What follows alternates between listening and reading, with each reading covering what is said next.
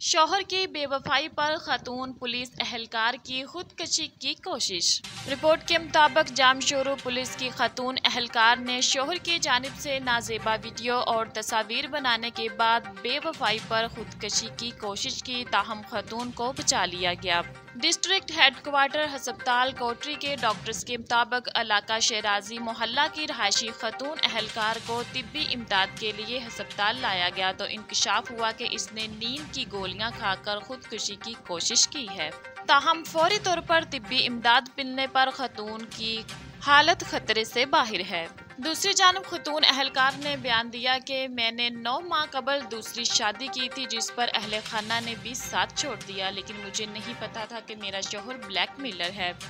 शौहर ने धोखे से निकाहनामा भी जब्त कर लिया और अब बीवी तस्लीम करने से इनकार कर रहा है। खातून एहलकार ने बताया कि पुलिस अफसरान भी मुझे इंसाफ फराहम नहीं कर रहे, मुझ पर तोहमत लगा रहे हैं। DSP हेडक्वार्टर भी मुझे इंसाफ फराहम न कर सके। IG सिंध से इंसाफ की अपील करती हूँ।